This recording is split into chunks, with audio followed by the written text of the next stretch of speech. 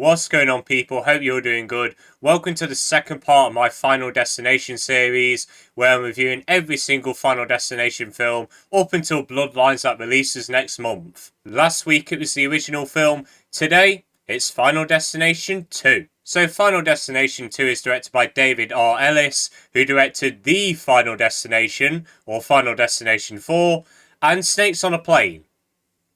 So this guy is capable of quality. And in this film, we follow a girl called Kimberly who has a vision that there's going to be this massive pile up on this highway. Turns out it does happen. She saves a few people, but the survivors keep dying in mysterious ways after. Going into Final Destination 2, I didn't really have many expectations. I've always had this notion of thinking that in horror films, the first one is always the best one and the sequels can't really improve on it, except in rare cases. But surprisingly, Final Destination 2 was one of those rare cases. I think this film was far better than the original. It takes some of the issues that I had with the original film and does improve on them a little bit. Now, I do have my issues with this film as well, but I'll get into them later.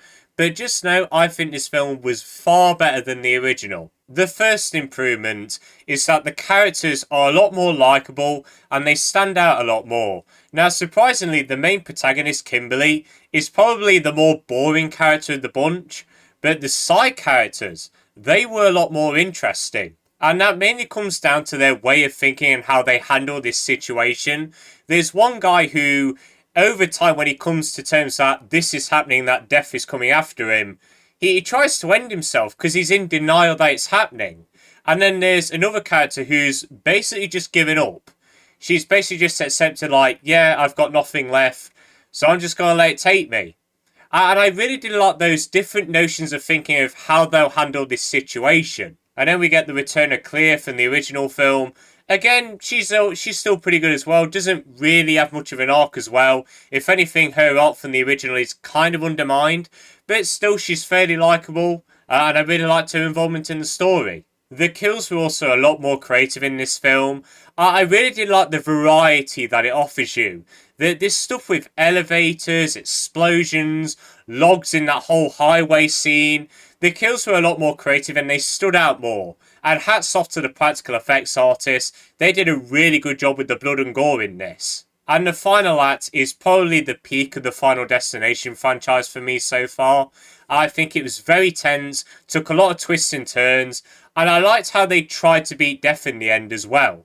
And the film also introduces some more concepts about death and how it takes people. You may have to suspend your disbelief a little bit about these conversations as they can be a bit convoluted. But overall, for this franchise alone, I did like the new concepts that they introduced. There's also certain moments that are directed and shot really well, especially that highway crash. That was all really well done, mostly practical, which I can always appreciate. Honestly, they did a really good job of that scene and other kills in this movie as well. And the performances were a lot better in this film too. AJ Cook was pretty good as Kimberly. She made her really likeable. She was really good in the film. That's all I really have to say about her performance, really. Larter was a lot better in this film as Clea, and I think all the other actors playing the side characters did a pretty good job too. Now on to my big complaints. This movie can become a bit goofy at times, mainly because it does that early 2000s film thing, where everything explodes for no reason. I'm not even joking, when something minuscule like a crash happens, and it's like a nuclear bomb just went off. It was so funny, and it happens so much in early 2000s films, I don't really know why, but I've always just found it really goofy but very entertaining. And finally, I really don't like the way that exposition was delivered in the film. There's just long scenes of explaining things, and it really drags down the pacing. And they also do that really big pet peeve of mine where they search up information on the internet. I really hate that. Like, do something different, don't be lazy. But overall, I think Final Destination 2 improved on the original in many ways. The characters are a lot more interesting and they stand out more. The kills are a lot more entertaining. The final act is very tense, very thrilling, takes a load of twists and turns. It's directed a lot better. The performances are a lot better in here too.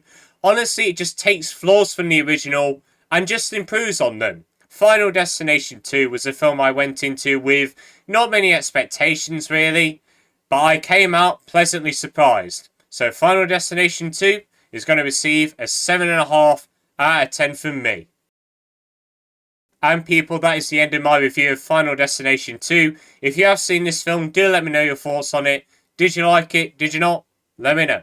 But I hope you all enjoyed this video. Have a good day, and see you later.